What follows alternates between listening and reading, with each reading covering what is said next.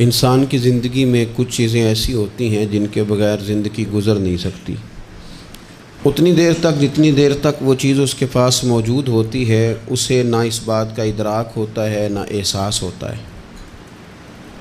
لیکن جب وہ چیز اس کے پاس سے رخصت ہو جاتی ہے، اس کے پاس کسی وجہ سے خدا نخواستہ وہ چیز موجود اور محفوظ نہیں رہتی، پھر اسے احساس ہوتا ہے کہ ایک بہت بڑی نعمت تھی میرے پاس، وہ مجھ سے چلی گئی۔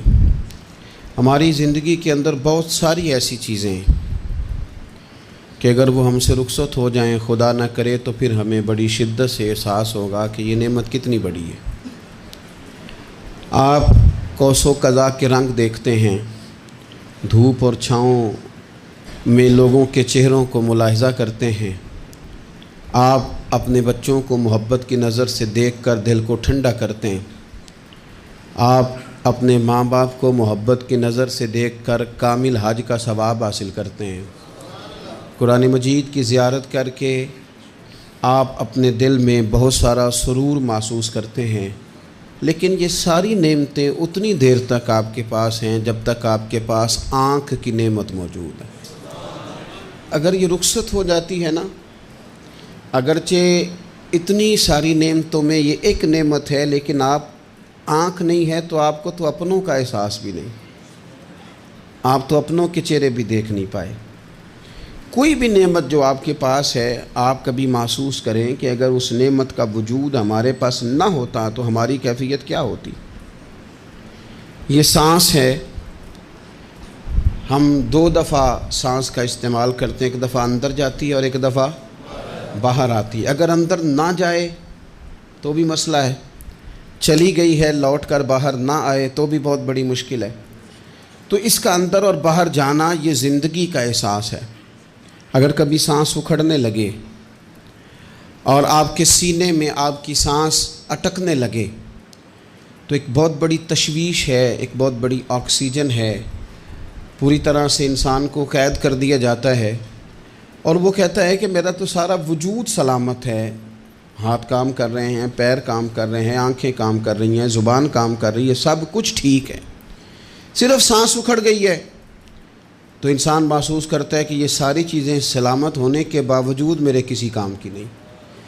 آپ کے پاس جتنی بھی نعمتیں ہیں ان کو اگر آپ شمار کریں تو کبھی آپ کہیں گے کہ ساری نعمتوں میں آنکھ زیادہ ضروری ہے، کبھی کہیں گے کان زیادہ ضروری ہے، کبھی کہیں گے زبان زیادہ ضروری ہے، کبھی کہیں گے دل زیادہ ضروری ہے، کبھی کہیں گے روح زیادہ ضروری ہے، لیکن میں آپ سے عرض کروں ان ساری چیزوں کے بغیر گزارا ہو سکتا ہے، رسول کائنات کی غلامی کے بغیر گزارا نہیں ہوتا۔ کیوں؟ اس لیے کہ اگر حضور کی شفقت نہ ہو، نبی پاک علیہ السلام کی رحمت نہ ہو، وہ ابن القیم نے ایک جگہ پہ کہا تھا کہ یہ حضور نے ہمیں انسان بنایا ہے، یہ نبی پاک علیہ السلام نے انسانیت کے اسباق پڑھائے ہیں، اخلاقی رویے کیا ہوتے ہیں حضور نے بتلائے ہیں، اگر حضور کا کرم نہ ہوتا تو انسان ایک دوسرے کو کاٹ کے کھاتا۔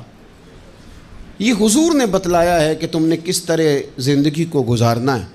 محبوب کریم علیہ السلام کا وجود نور ایک ایسی چیز ہے کہ اگر وہ کائنات سے معاذ اللہ سائیڈ پہ کر دیا جائے تو اس کائنات کا قائم رہنا کسی صورت بھی ممکن ہے ہی نہیں۔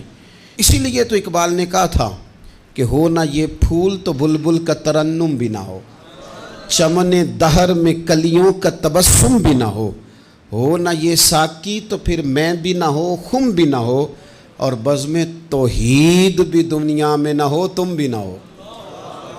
وہ بڑی بات کہہ گئے ہیں، میں نے بھی اس کو کوئی نہیں کھولنا، کہتے ہیں بزم توحید بھی دنیا میں نہ ہو، تم بھی نہ ہو، خیمہ افلاق کا استادہ اسی نام سے ہے، اور نبض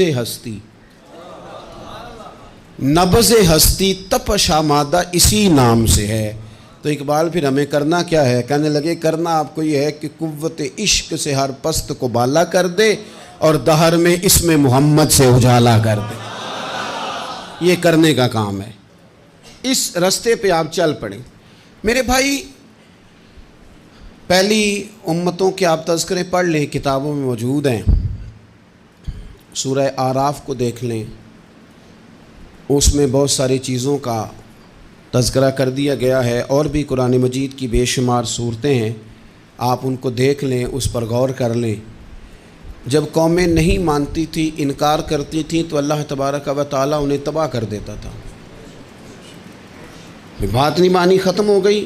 ایک مقصد ہے نا جس کے لیے کسی چیز کو بنایا گیا، تو مقصد تخلیق انسانیت کیا ہے کہ وما خلقت الجن والانس الا لیعبدون، جنوں اور انسانوں کو اللہ نے اپنی عبادت کے لیے پیدا کیا، اور ان کو جب عبادت کی دعوت دی گئی، جب انہیں پیغام دیا گیا اللہ تعالیٰ کی توحید کا، انہوں نے نہیں مانا، تو جس مقصد کے لیے بنایا تھا جب اس طرف ہی نہیں آئے۔ یہ پنکھا لگایا جاتا نا ہوا کے لیے، تو اگر پنکھا ہوا نہ دے تو اس کا کوئی چھت پہ کام ہے؟ اس کو اتار کے تو آپ سکریب والے کے پاس بھیج دیں گے، بھی ختم ہو گئی بات۔ تو مقصد جو تھا نا اللہ کی عبادت تھی، تو جب قومیں اللہ کی عبادت کی طرف نہیں آئیں تو اللہ نے انہیں تباہ کر دیا اور صفحہ ہستی سے مٹا دیا۔ اللہ تعالیٰ کے پیارے محبوب علیہ السلام نے کفار مکہ کو، قریش کو، عالم عرب کو، عالم انسانیت کو دعوت دی، وداعیا الی اللہ باذنہ وسراجا منیرا۔ اس منصب پر فائز ہو کر حضور نے دعوت دی۔ جب انہوں نے دعوت کا انکار کیا، حضور نے انہیں عذاب سے ڈرایا، اللہ کے عذاب سے، چونکہ حضور نذیر ہیں۔ انہوں نے یہ کہا کہ اگر آپ کہتے ہیں نا کہ ہم پر عذاب آئے گا تو پھر آپ وہ عذاب لے آئیں، ہم پہ آئے۔ جب کوئی آدمی منہ سے تباہی مانگے،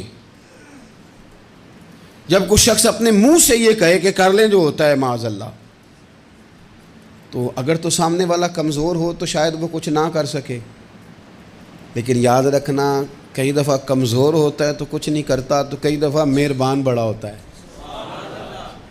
رحمان اور رحیم کئی دفعہ کرم نوازی کرتا ہے۔ جب انہوں نے کہا نا کہ لائیں وہ عذاب ہے محبوب جس کا آپ وعدہ کرتے ہیں، تو اللہ نے کیا فرمایا؟ فرمایا وما کان اللہ لیعذبہم وانت فیہم۔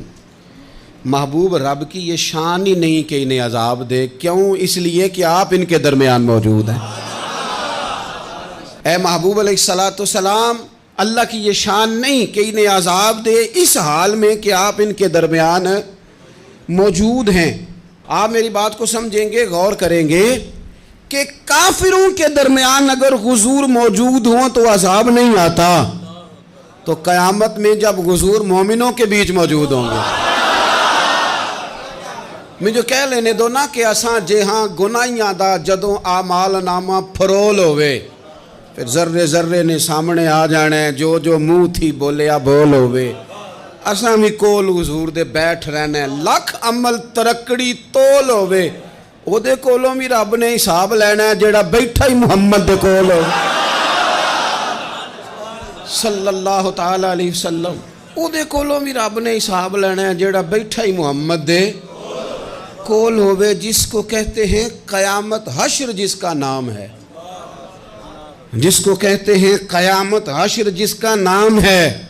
تیرے دیوانوں کے لیے وہ دن تو جشن عام ہے، زیارت ہوگی نا حضور کی، تیرے دیوانوں کے لیے وہ دن تو جشن۔ اور ایک شاعر نے اور بات کھول دی، کہنے لگا ہر نظر کانپ اٹھے گی محشر کے دن، خوف سے ہر کلیجہ دہل جائے گا۔ اچھا جی پھر کیا ہوگا؟ ہر نظر کانپ اٹھے گی محشر کے دن، آنکھیں پھڑ پھڑائیں گی، کانپیں گی اور کلیجے پھٹیں گے۔ منظر ہی ایسا ہوگا، انسان اپنے پسینے میں ڈبکیاں کھا رہا ہے، حساب کا وقت آ گیا ہے اور سورج سوا نیزے پہ ہے، زمین دہک رہی ہے، تو کہنے لگے ہر نظر کانپ اٹھے گی محشر کے دن، خوف سے ہر کلیجہ دہل جائے گا، پھر اوڑھ کر کالی کملی وہ آ جائیں گے، پھر اوڑھ کر کالی کملی وہ آ جائیں گے، پھر اوڑھ کر کالی کملی وہ آ جائیں گے، ہر نظر کانپ اٹھے گی محشر کے دن، خوف سے ہر کلیجہ دہل جائے گا، پھر اوڑھ کر کالی کملی وہ آ جائیں گے، سارے محشر کا نقشہ بدل جائے گا۔ میرے عزیز، حضور کے بغیر گزارا، نبی کریم کے بغیر کوئی چارہ، ہمارا کوئی سہارا ہی نہیں حضور کے بغیر، ہم کدھر جائیں سوائے محبوب کے۔ اس لیے نا صحابہ اس بات پر مطلع ہو گئے تھے، وہ نا بڑی بڑی دھیمی دھیمی باتیں پوچھتے رہتے تھے، اطلاع مل گئی تھی نا کہ اصل کرنا کیا ہے۔ تو جو رازدار لوگ ہوتے ہیں نا وہ پھر دھیمے دھیمے راز کی باتیں کرتے ہیں، حضرت انس بن مالک حضور کے خادم تھے، اماں نے دے دیا تھا حضور کی بارگاہ میں، کہتے ہیں میں 10 سال مدینے میں حضور کی نوکری کرتا رہا، تو قریب سے دیکھا تھا نا سارا کچھ، بہت ساری احادیث ان سے مروی ہیں، بڑی چیزوں کو دیکھا تھا، تو ہم سیانے ہو گئے، باتیں سمجھ گئے، قریب رہنے والے لوگ تو قربان پچھانن والے ہیں، تو گل جان گئے گل کھول دے نہیں، تو قریب پہنچ گئے تھے نا، تو سمجھ آ گئی تھی بات کی۔ تو ترمذی میں موجود ہے، ایک دن حضور سے پوچھتے ہیں یا رسول اللہ قیامت والے دن آپ کو کہاں تلاش کروں؟ یعنی حضور علیہ السلام سے پوچھتے ہیں حضور میں نا قیامت والے دن، بھئی بات تو یہ نا کہ اعمال ٹھیک کیا جائے، معاملات پر توجہ دی جائے، عبادات کا خیال کیا جائے، جو ہمارے ذمہ ڈیوٹیاں ہیں وہ پوری کی جائیں، تو وہ کہتے ہیں حضور وہ قیامت والے دن کہاں تلاش کروں؟ تو حضور نے بھی نہیں فرمایا کہ تو اعمال ٹھیک کر، مجھے ڈھونڈنے کی کیا ضرورت ہے، کہاں ڈھونڈوں؟ تو حضور فرمانے لگے مسکرا کے فرمانے لگے، چونکہ قربان پچھانن والے ہیں، تو اے گل جان گئے گل کھول دے نہیں۔ حضور علیہ السلام سے کہا یا رسول اللہ میں نہ قیامت والے دن کہاں تلاش کروں؟ تو حضور فرمانے لگے حوض کوثر پہ۔ یا رسول اللہ وہاں کیا ہوگا؟ تو فرمایا امت پیاسی آئے گی تو میں جام بھر بھر کے پلاؤں گا، میں جام بھر بھر کے پلاؤں گا، ایسا کہ تیری خیر تیرے میں کدے کی خیر، ایسی پلا کہ جس کا نشہ عمر بھر رہے۔ اور ایک نے کہا تھا کہ طیبہ سے منگائی جاتی ہے، سینوں میں رچائی جاتی ہے، توحید کی میں پیالوں سے نہیں نظروں سے پلائی جاتی ہے۔ حضور صلی اللہ علیہ وسلم نے فرمایا حوض کوثر پہ بھی جام پلائیں گے؟ سیانے بڑے تھے حضرت انس، اور بھلا ہمارا کر رہے تھے۔ یہ حضور سے پوچھ کے نا تو ہمیں ایڈریس بتا رہے ہیں، کیونکہ حدیث روایت کر دی نا تو ہمیں ایڈریس سمجھا دیے، پتے بتا دیے کہاں پہنچنا ہے، ساری جگہ سمجھا دی۔ چلیں جدید دور آ گیا ہے، انہوں نے لوکیشن بتا دی کہاں کر کے نا کس جگہ جا کے سٹاپ کرنا ہے کام۔ یا رسول اللہ وہاں ملاقات نہ ہوئی تو حضور نے فرمایا پھر پل صراط پہ آنا۔ یا رسول اللہ وہاں کیا ہوگا؟ فرمایا امت گزر رہی ہوگی اور میں دعائیں مانگ رہا ہوں گا، رب سلم امتی رب سلم امتی، یا اللہ میری امت کو سلامتی سے گزار دے، تو وہاں آ جانا، میں دعائیں وہاں مل جاؤں گا، قربان جائیں۔ فاضل بریلوی بول پڑے، کہنے لگے خدا کی رضا چاہتے ہیں دو عالم، خدا چاہتا ہے رضائے محمد، اجابت کا جوڑا عنایت کا سہرا، دلہن بن کے نکلی دعائے محمد، اجابت نے جھک کر گلے سے لگایا بڑی ناز سے جب دعائے محمد، رضا اب پل سے وجد کرتے گزریے کہ ہے رب سلم دعائے محمد صلی اللہ علیہ وسلم۔ تو عرض کی یا رسول اللہ وہاں ملاقات نہ ہوئی تو؟ میں نے کہا وہ ہمیں لوکیشن سمجھا رہے تھے، انہیں تو پتا تھا پہلے ہی، ایک قربان پچھانن والے ہیں، تو ایک گل جان گئے گل کھول دے نہیں، تو وہاں نہ ملاقات ہوئی تو حضور نے فرمایا پھر میزان عمل پہ آنا۔ یا رسول اللہ وہاں کیا ہوگا؟ فرمایا امت کے عمل تول رہے ہوں گے اور میں ان کے لیے دعائیں کر رہا ہوں گا۔ میں نہیں جا سکا کبھی بچوں کے ساتھ پیپر دلوانے، استاد کو اجازت نہیں دیتے، کہتے ایگزامینر اور آئے گا کوئی، جس نے پڑھایا ہو اسے اجازت نہیں کہ تو جا۔ ابا جی کو اجازت نہیں ہوتی کہ وہ ایگزامینیشن ہال میں جائے، وہاں تو کوئی اور لوگ آتے ہیں۔ یہ بھی عجیب سبق ہے نا کائنات کا کہ سارے تعلیم و تربیت کے اسباق بھی حضور پڑھائیں، رنگ بھی سارا حضور ہی بتائیں، اور قبر کے سوالات بھی سارے ہمیں حضور بتا دیں، اور جب پیپر ہونے لگے تو سرانے بھی کھڑے ہو جائیں، تو پھر کہہ لینا ایک دفعہ پھر کہ وہ دے کولوں کی رب نے حساب لینا، جیڑا بیٹھا ہی محمد دے کول، وہ دے کولوں کی رب نے حساب لینا۔ میرے عزیز ہمارا گزارا نہیں حضور کے بغیر۔ لوگ اصل میں نا ہمارا مسئلہ نہیں سمجھتے، ہمارا مسئلہ کچھ اور ہے۔ لوگ ہمیں نا بلا وجہ پریشان کرتے ہیں، کبھی جھنڈے سے، کبھی ڈنڈے سے، کبھی جھنڈی سے، کبھی کسی شے سے، کبھی کسی شے سے، کبھی کہتے ہیں وہ نعت اونچی پڑھ لی، کبھی کہتے ہیں سلام اونچا پڑھ لیا، کبھی کہتے ہیں وہ جھنڈیاں لگا دیں۔ میں نے کہا آپ کی بات بھی ٹھیک ہے پر ہمارا مسئلہ تو سمجھو نا، ہمارا گزارا نہیں نا بھائی۔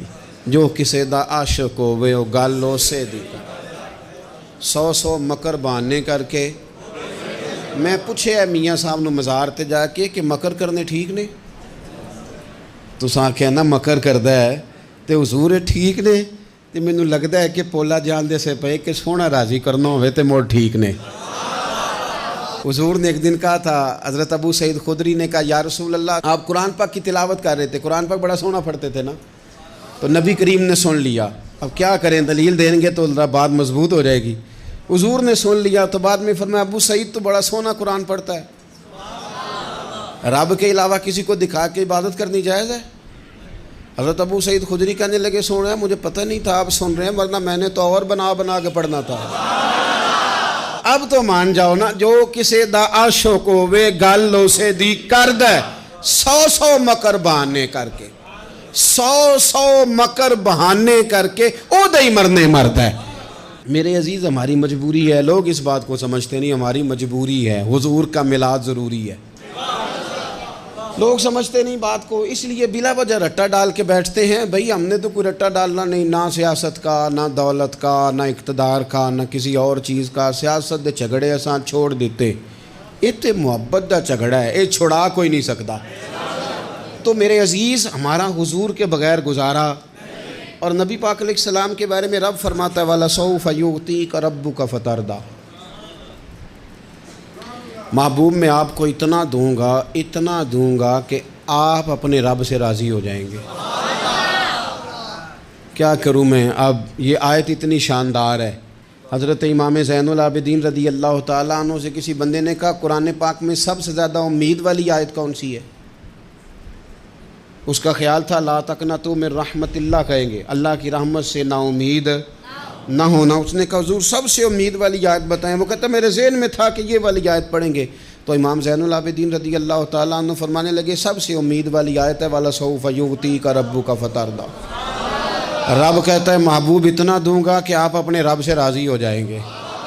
آیت نازل ہو گئی تو حضور پتہ کیا فرماتے ہیں صحابہ سے؟ فرماتے ہیں رب کہتا ہے حبیب تجھے راضی کرنا ہے، اور جب تک میرے سارے غلام جنت میں گئے نہ میں نے اللہ سے راضی ہونا ہی نہیں، میں نہیں راضی ہوتا اللہ سے، سارے جائیں گے تو تب تو میں تو کہتا ہی رہوں گا نا قربان پچھانن والے آتا، او گل جان گئے پر گل کھول دے، او گل کھول دے نہیں، پتہ چل گیا بات کا۔ حضور کے بغیر گزارا، حضور کے بغیر کوئی چارہ ہی نہیں۔ اور خود حضور کیا فرماتے ہیں، یہ سنن ابن ماجہ ہے، میرے رسول پاک صلی اللہ تعالیٰ علیہ وسلم ارشاد فرماتے ہیں، حدیث کے راوی حضرت ابو موسیٰ اشعری رضی اللہ تعالیٰ عنہ، حضور فرماتے ہیں کہ اللہ نے مجھے اختیار دیا۔ یا رسول اللہ کس بات کا؟ فرمایا رب نے اختیار دیا میں چاہوں تو آدھی امت بغیر حساب کے جنت چلی جائے، اور میں چاہوں تو اللہ سے اختیار لے لوں کہ یا اللہ مجھے شفاعت کا حق دے، میں سفارش کرتا جاؤں اور تو انہیں معافی دیتا جائے، یہ مجھے اختیار دیا اللہ تعالیٰ نے۔ تو حضور کیا فرماتے ہیں؟ فرماتے ہیں وہ آدھی امت والا سودا نہیں میں نے قبول کیا، میں نے نہ شفاعت لی ہے، کیونکہ یہ عام تر ہے اور یہ کفایت کرنے والی ہے، یہ عام بھی ہے اور کفایت کرنے والی بھی ہے۔ اور حضور نے یہ لفظ کہے، یہ سنن ابن ماجہ کتاب الزہد دیکھیے گا، اس میں روایت مل جائے گی۔ حضور فرماتے ہیں یاد رکھو تمہارا کیا خیال ہے کہ میری یہ شفاعت پرہیزگاروں کے لیے؟ خود جملہ استفہامیہ سے بات کرتے ہیں، تمہارا کیا خیال ہے کہ میری یہ شفاعت جو قیامت میں سفارش کروں گا تو پرہیزگاروں کی کروں گا؟ حضور فرماتے ہیں نہیں، میں قیامت میں گناہگاروں کی سفارش کروں گا، میں گناہگاروں کی سفارش کروں گا، گناہگاروں کے لیے عرض کروں گا اللہ کی بارگاہ میں۔ کچھ دن پہلے میں کہیں پڑھ رہا تھا کسی کا مضمون، اس نے تشبیہ کس طرح کی دی ہے مجھے پتہ نہیں، لیکن لکھ دی بات، کہنے لگے ایک وکیل ہوتا ہے ایک شفیع ہوتا ہے، ایک وکیل ہوتا ہے ایک، حضور وکیل نہیں ہمارے، حضور ہمارے شفیع ہیں، شفاعت کرنے والے ہیں۔ وکیل یہ کہتا ہے جج صاحب سے کہ یہ جس کا میں وکیل ہوں نا، اس نے نا غلطی کوئی نہیں کی، اسے معاف کر دیں۔ وکیل یوں بحث کرتا ہے، کہتا ہے اس نے کیا ہی نہیں، جرم معاف کریں۔ اور جو شفیع ہوتا ہے نا وہ کہتا ہے مالک اس نے سارے کیے، تو میرے آنے کی لاج رکھ اور اسے معاف کر دے۔ یہ وکیل اور شفیع کا یہ فرق ہوتا ہے کہ شفیع کہتا ہے سونیا سارے کیے ہیں، بڑے بڑے پاپ کیے ہیں، پر میں جو آ گیا ہوں تو مہربانی کرنا معافی دے دے۔ میرے عزیز، حضور کے بغیر کہیں بھی گزارا نہیں ہے۔ ہم نے نا جب یہ بات سمجھ لی، اور پتہ ہے نبی کریم صلی اللہ علیہ وسلم نے آگے بڑھ کے خود بھی کئی مقامات پر اس بات کو کھول کر مختلف انداز میں بیان کیا۔ حضرت عبداللہ ابن عباس رضی اللہ تعالیٰ عنہ کی روایت آپ دیکھ لیں، یہ آپ کو مستدرک میں ملے گی۔ حضور صلی اللہ علیہ وسلم فرماتے ہیں قیامت کے دن اللہ تعالیٰ انبیاء کے لیے نور کے ممبر بچھائے گا، ہر نبی ممبر پہ بیٹھ جائے گا، ہر پیغمبر علیہ السلام اپنے ممبر پہ جلوہ فروز ہو جائیں گے، ہر پیغمبر۔ لیکن حضور فرماتے ہیں میرا ممبر خالی ہوگا۔ یا رسول اللہ صلی اللہ تعالیٰ علیہ وسلم آپ کا ممبر کیوں خالی ہوگا؟ حضور فرماتے ہیں میں ممبر چھوڑ کے رب کی بارگاہ میں کھڑا ہو جاؤں گا، اور اس ڈر سے کھڑا ہو جاؤں گا کہیں ایسا نہ ہو کہ میں جنت میں چلا جاؤں اور میری امت رہ جائے۔ میں اپنی امت کی سفارش کروں گا، رب میری امت کی سفارش قبول کرے گا۔ فرماتے ہیں میں اتنی سفارش کروں گا، اتنی سفارش کروں گا کہ جہنم کا دروغہ مجھ سے کہے گا کہ محبوب کمال ہو گئی، آپ نے تو اپنا کوئی غلام دوزخ میں رہنے نہیں دیا، سارے آپ نے نکال دیے۔ کسی شاعر نے بڑی خوب بات کی تھی، اس نے کہا تھا کہ یاد رکھو قیامت کا جو دن ہے نا، یہ قیامت کا دن دراصل ہمارا وقت ہوگا خاص، جب ہم نبی پاک صلی اللہ علیہ وسلم کی بارگاہ میں جائیں گے تو ہمیں سمجھ آ جائے گی کہ دنیا میں ہم نے کئی دوستیاں لگائی تھیں پر جھوٹی لگا بیٹھے، ایک دوستی سچی ہے جو مدینے والے کی ہے۔ وہ کہتے ہیں محمد بوٹیا جھوٹا ہی جاگ سارا، اے سچیاں مدینے والے دیاں یاریاں، سچیاں مدینے والے دیاں۔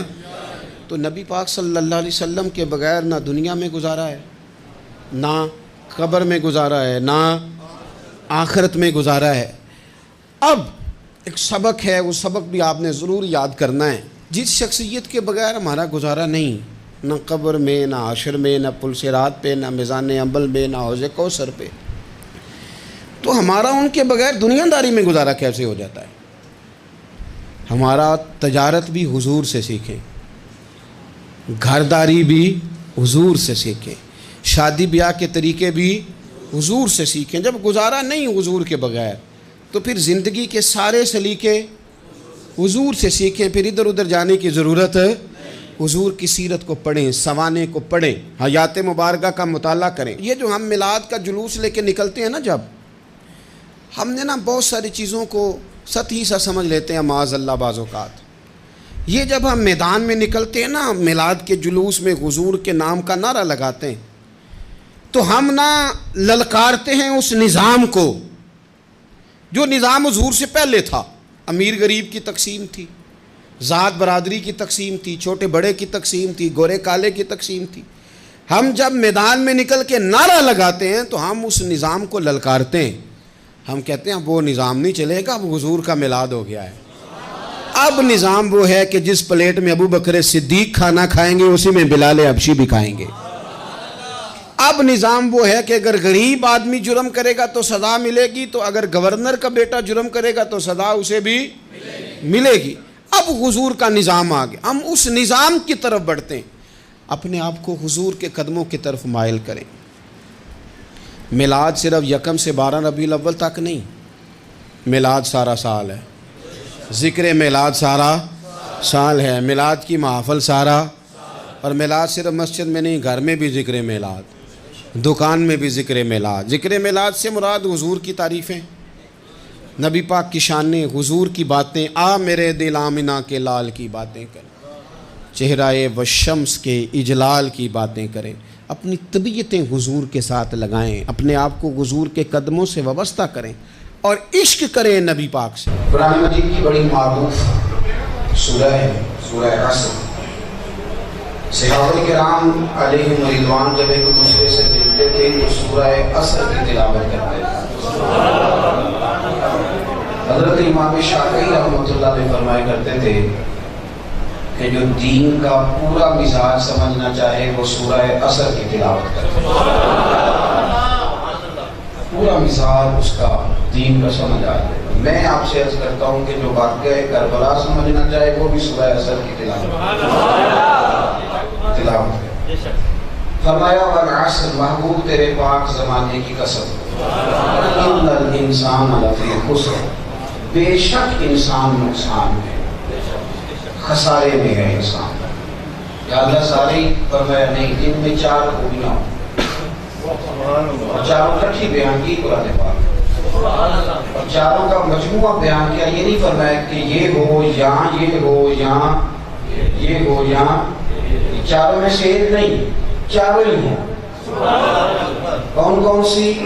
بے شک انسان نقصان میں ہے، الا الذین، سوائے ان لوگوں کے آمنوا جو ایمان لے آئے۔ بات ختم ہو گئی؟ فرمایا نہیں، وعملوا الصالحات، پھر نیک اعمال بھی کیے۔ بات ختم ہو گئی؟ فرمایا نہیں، نیک اعمال کرنے کے بعد پھر پیغام حق بھی دیا، وتواصوا بالحق، آپس میں حق بات کی نصیحت بھی کی۔ ایمان لائے، پھر انہوں نے نیک اعمال کیے، پھر حق بات کی نصیحت کی۔ اور جب کوئی حق بات کرتا ہے، مشن پہ نکلتا ہے، تو اسے تکلیف بھی اٹھانی پڑتی ہے۔ یہ ہو نہیں سکتا کہ آپ محنت کر رہے ہوں، مشقت کر رہے ہوں، حق کی بات کر رہے ہوں تو آپ سکھی رہیں۔ وَتَوَاصَوْا بِالْحَقِّ وَتَوَاصَوْا بِالصَّبْرِ، آپس میں حق بات کی کو نصیحت کرتے رہے، اور جب انہیں تکلیف پہنچی تو ایک دوسرے کو صبر کی وصیت بھی کرتے رہے۔ رَبَّنَا أَفْرِغْ عَلَيْنَا صَبْرًا وَثَبِّتْ أَقْدَامَنَا، اے اللہ ہم پر صبر اندھیر دے۔ أَفْرِغْ عَلَيْنَا صَبْرًا، اللہ ہم پر صبر، اس طرح بارشیں ڈالی جاتی، اڑیل دی جاتی ہے، پانی اڑیل، یا اللہ اتنا صبر دے کہ ہم صبر میں نہا جائیں۔ ثبت اقدامنا، ہمارے قدم جما دے۔ یہ مومنوں کی دعا، اللہ ہمارے قدم یاد رکھو بھائی، یہ مشن ہے ایک مسلمان کا۔ پہلے ایمان لائے، پھر ایمان لانے کے بعد ڈائریکٹ تبلیغ نہ شروع کر دیں، پھر نیک اعمال کریں۔ یعنی دین صرف بیان کرنے کا نام نہیں، دین بیان کرنے سے پہلے دین پر عمل کرنا۔ دین پر باتیں بڑی سادی ہیں پر ہیں بڑی معنی خیز۔ دور دراز سے مریدنی چل کے آئی، بیٹا لے کے آئی، بابا فرید سے کہنے لگی شکر بڑی کھاتا ہے، خدا ہم کر دیں۔ آپ نے فرمایا کل آنا۔ پھر دور دراز موٹر سائیکل گاڑی کار تو تھی نہیں، بڑی مشکل سے واپس گئی، اگلے دن پھر آئی، حضرت کی دام کر لیں، بڑی شکر کرتا ہے۔ بابا صاحب نے ماتھا چوما، بچے کو سمجھانے لگے، کہنے لگے بیٹے ہر چیز کی ایک مقدار ہوتی ہے، زیادہ کھاؤ گے بیمار ہو جاؤ گے، دانتوں کو مسئلہ بن جائے، طبیعت بوجھل رہنے لگی ہے۔ پتر زیادہ نہ کھایا کر، تھوڑی سی حسب ذائقہ لے لیا کر، زیادہ ٹھیک نہیں، سمجھایا، پہلایا، پیار کیا۔ بابا صاحب رحمۃ اللہ علیہ نے جب اس بچے کو سمجھایا تو مریدوں کا اپنا معیار ہوتا ہے، تو مریدی سوچنے لگی کہ بابا جی کے دو چار جملے کہہ لیتے تو کل ہی فرما دیتے، یہی کہنا تھا، اگر وہ کل کہہ دیتے، اتنا صبر کرا دیا، کہاں گئے اور کہاں واپس آئے۔ تو بابا صاحب کہا نہیں اس نے، بابا صاحب اس کی طرف دیکھ کے کہنے لگے بیٹے تو یہی سوچنے اتنا لمبا سفر کرایا اور پھر جملے دو چار گئے، ٹھنڈی سانس لی۔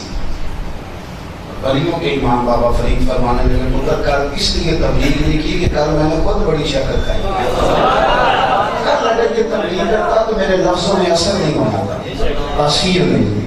پہلے عمل کرو، عمل ہی نہیں ہے۔ یعنی آپ کسی کو چھیڑ دیں کہ مجھے تقریر سنا کے مجھے کیسا ہونا چاہیے، ہر وقت لیکچر دے دیتا ہے، اور اگر آپ اسی کے ہاتھ میں تسبیح دیں کہ تم نے 1.5 گھنٹہ تقریر کی ہے، 35 منٹ درود شریف بھی پڑھا، تو یہاں اسے نیند آ جائے گی یا کام یاد آ جائے گا، وہ نکل جائے گا۔ بھائی عمل، پہلے کلمہ پڑھو اور ایمان مضبوط کرو، پھر اس کے بعد عمل کرو۔ امام حسین رضی اللہ تعالیٰ عنہ کا کمال یہ ہے کہ ان کے کلمہ پڑھنے کا کوئی واقعہ نہیں کہ فلانی چیز دے کے کلمہ پڑھ گئے، فرماتے ہیں مجھے کلمہ گود میں ملا، اور فرماتے ہیں لوگ کلمہ پڑھ کے مسلمان ہوتے ہیں، لیکن میں وہ خوش نصیب ہوں، گویا امام علی مقام کو خوش نصیب ہیں کہ کلمے والے نبی نے خود ان کے کان میں اذان پڑھی ہے، حضور نے خود کان میں اذان پڑھی، اتنا مضبوط ایمان، خود نبی پاک نے ان کے کانوں میں اذان پڑھی۔ رسول کریم نے انہیں گھٹیاں عطا فرمائی، نبی کریم نے انہیں لواب دہن حضور کا۔ حضرت عبداللہ بن زبیر، حضرت زبیر بن عوام کے بیٹے، زبیر بن عوام کون ہے؟ پھوپھو زاد، ماشاءاللہ ہماری قوم کو پتہ کی اللہ کے وجہ سے، بس اسی بھی تھوڑا جا پوچھتے پچھتے نہیں تو ہمیں پتہ ہے۔ سنیں، حضرت زبیر بن عوام نبی پاک کی پھوپھو کے بیٹے، حضرت زبیر بن عوام حضرت ابوبکر صدیق کے داماد، حضرت اسماء حضرت عائشہ کی بڑی ہمشیرہ ہیں، وہ ان کے ساتھ بیائی گئی، اور نبی کریم علیہ السلام نے فرمایا ہر نبی کا کوئی رازدار ہوتا ہے جس کے ساتھ وہ تنہائی کرتا ہے، میں جب تنہائی کرنے کو دل کرے تو میں زبیر بن عوام کو بلاتا ہوں۔ بڑے کمال کی آدمی حضرت زبیر بن عوام، میں نے پورا جمعہ پڑھایا تھا صرف ان کی شخصیت پر، ہم پتہ نہیں ہے نا کہ اللہ کے خاص لوگوں میں حضرت زبیر بن عوام، خاص لوگ۔ حضرت عبداللہ بن زبیر جس دن پیدا ہوئے نا، حضرت زبیر بن عوام کے بیٹے جس دن پیدا ہوئے، یہودیوں نے یہ کہہ دیا تھا جب مسلمان آئے تھے نا تو یہاں بیٹیاں ہی پیدا ہوتی تھی، انہوں نے کہہ دیا تھا ہم نے جادو کرا دیا، مسلمانوں میں بیٹے نہیں ہوں گے۔ تو سب سے پہلا بیٹا حضرت زبیر کے یہاں پیدا ہوا، حضرت صدیق اکبر کے نواسے۔ ابوبکر صدیق بڑے شاندار آدمی تھے، نواسے کو گود میں اٹھایا اور جن جن گلیوں میں یہودی رہتے تھے وہاں سے گھما کے گزرے، کہنے لگا بے ایمانو جھوٹ بولتے ہو، دیکھو اللہ تعالیٰ نے ہمیں بیٹا عطا فرمایا۔ حضرت زبیر بن عبداللہ بن زبیر کو لے کے نبی پاک کے پاس آئے، حضور نے نا کھجور چبا کے کوٹی دی، ان کے لیے دعا کی۔ ان کو حجاج بن یوسف نے شہید کیا، اور ان کی میت مبارک، لاش مبارک جو تھی وہ مکے کے چوک میں، ان کا جنت المعلا میں مزار ہے، وہاں لٹکا دی گئی۔ آپ کی والدہ اس وقت 90 سال عمر کی حضرت اسماء کی اور نابینا تھی، تو جہاد کہنے لگا اسماء میں نے تیرے بیٹے کی میت کو لٹکا دیا ہے، فرمانے لگی الحمدللہ لٹک گیا ہے، تیرے سامنے جھکا تو نہیں، لٹکا ہی ہے نا، جھکا تو نہیں نا تیرے سامنے، کوئی حرج نہیں۔ فرمانے لگی پہلے دن سے بڑا گھوڑ سوار ہے، زمین پہ پیر کم ہی رکھتا تھا، اس نے ویسے بھی اونٹوں گھوڑوں پہ لٹک گیا تو یہ اس کا شوق تھا پرانا، اللہ کا شکر ہے ہاتھ پہ کھڑا رہا، جو بات سمجھانی ہے وہ سمجھیے۔ 14 دن میت مبارک لاش مبارک لٹکی رہی پر خوشبو آ گئی۔ کسی نے ان کی اماں سے پوچھا اتنی خوشبو کیوں آتی ہے؟ کہنے لگی اسے 100 سال بھی لٹکائے رکھو خوشبو ہی آئے گی، اس لیے کہ پہلے دن اس کے وجود میں میرے نبی کا لواب دہن شامل ہو، اس کو 100 سال لٹکائے رکھو۔ حضرت امام حسین کو حضور نے لواب دہن سے کوٹی دی، اور ایک دفعہ نہیں کی۔ حضرت ابو ہریرہ فرماتے ہیں میں نے دیکھا قرآن مجید میں اللہ کریم نے اپنے بندوں کی یہ شان بیان فرمائی ہے کہ وَعِبَادُ الرَّحْمَنِ الَّذِينَ يَمْشُونَ عَلَى الْأَرْضِ هَوْنًا، فرمایا جو رحمان کے بندے ہیں وہ زمین پر عاجزی کے ساتھ چلتے ہیں۔ وَإِذَا خَاطَبَهُمُ الْجَاهِلُونَ قَالُوا سَلَامًا، اور جب جاہل ان سے مخاطب ہوتے ہیں، جب وہ جاہلوں سے بات کرتے ہیں، اور جاہل جب ان سے جھگڑا کرنا چاہتے ہیں تو وہ سلام کر کے گزر جاتے ہیں۔ رحمان کے بندے الجھاؤ پیدا نہیں کرتے۔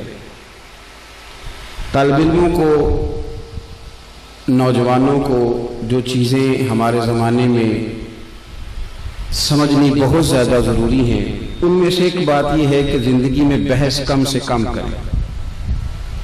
کسی بد مذہب سے، دین کے کسی ایسے شخص سے گفتگو کرنا ہو تو وہ بھی جو اس فن کا ماہر ہوگا وہ آدمی بات کرے گا، الجھاؤ نہیں پیدا کرے، بحث نہیں کرے۔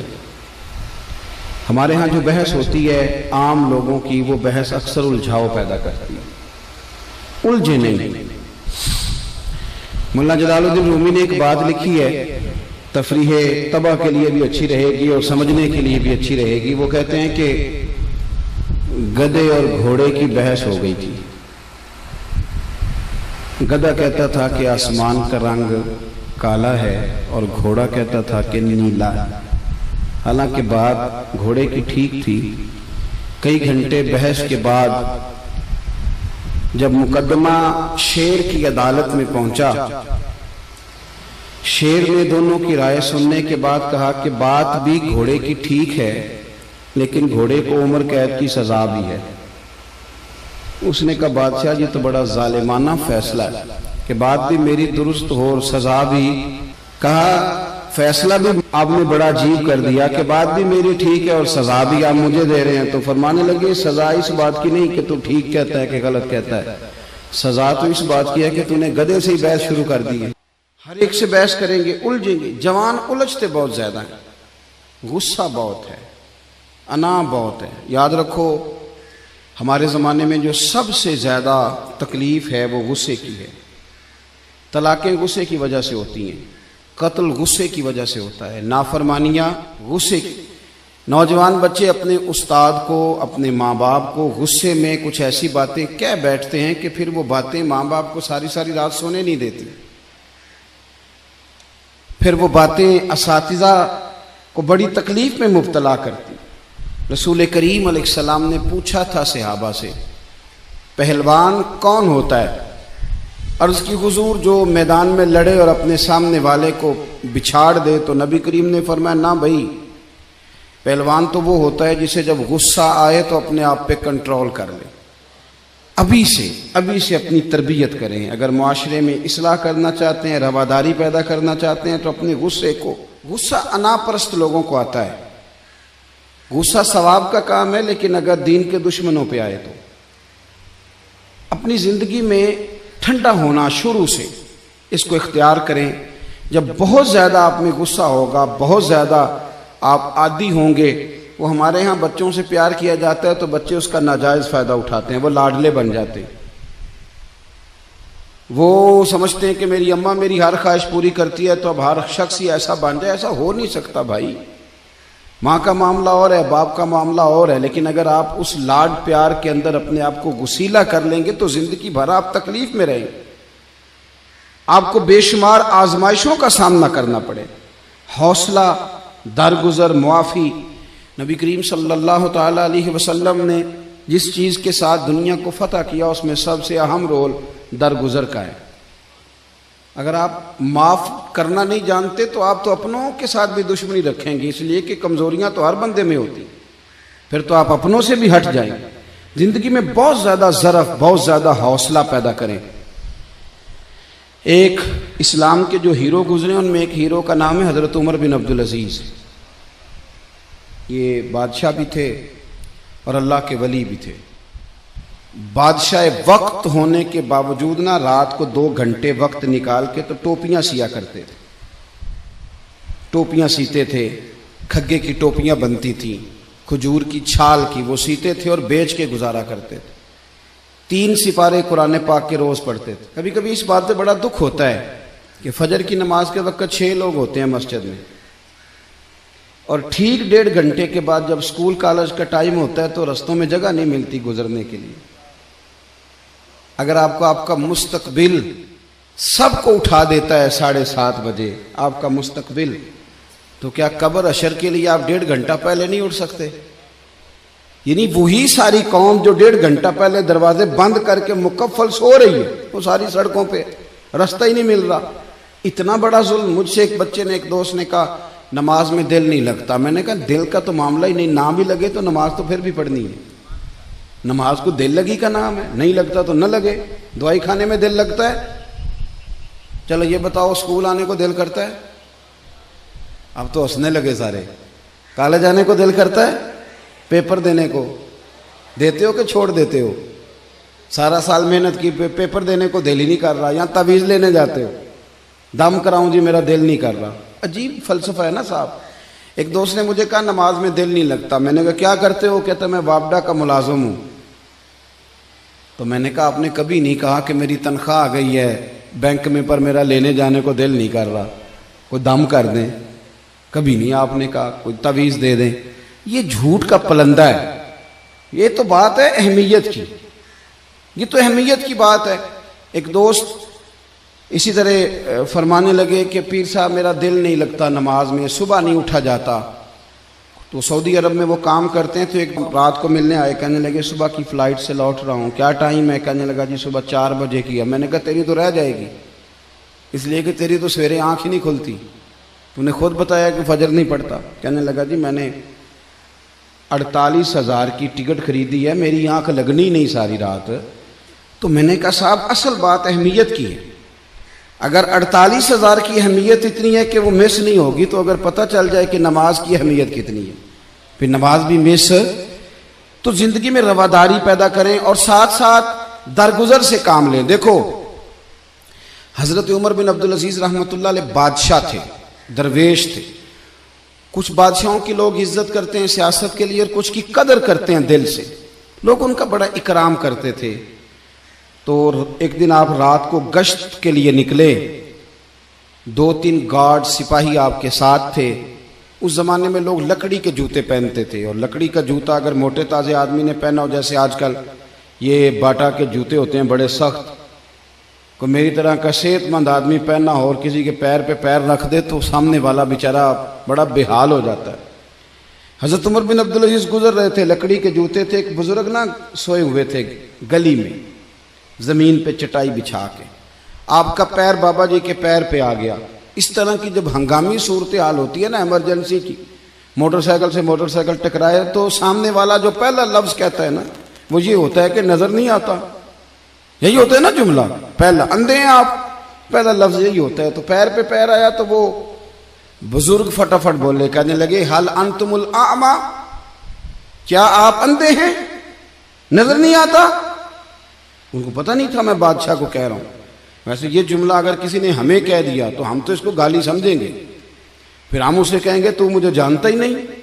انہیں ماں بدولت کو کہہ دیا, اتنی تیری جرت, یہ پتہ نہیں کہ کتنے بڑے کالج میں پڑھتا ہوں, کتنی میں موٹی فیس دیتا ہوں. پرسوں میرے ابا نے نئی موٹر سائیکل خرید کے دی اور مجھے ہی تو نے کہہ دیا کہ اندھا ہوں. حضرت عمر بن عبدالعزیز کو جب کہا نا کہ آپ اندھے ہیں, تو آپ فرمانے لگے نہیں بزرگوں مجھے نظر آتا ہے. وہ جو ساتھ والے تھے نا گارڈ, انہوں نے تلواروں پہ ہاتھ رکھ لیے. آپ نے فرمایا کیا کرنے لگے ہو؟ کہنے لگے حضرت کچھ گستاخی کی, آپ اندھا کا ہے.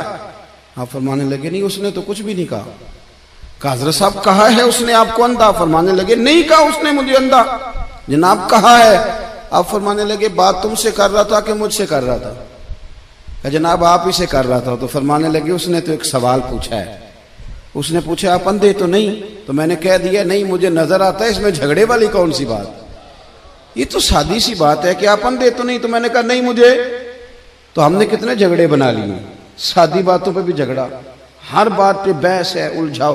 جو لوگ انا کا بت بنا کے اسے پوجتے ہیں نا, وہ دنیا کے سب سے کمزور لوگ ہوتے ہیں. جو عزتیں مانگتے پھرتے ہیں, احتجاج کرتے ہیں کہ میری عزت کرو, لڑائی کرتے ہیں کہ تم مجھے عزت نہیں دیتے, بھیک مانگتے ہیں کہ مجھے عزت دو, کبھی عزت نہیں مانگے. کام ایسا کرے زندگی میں کہ عزت کرنے کو دل کرے.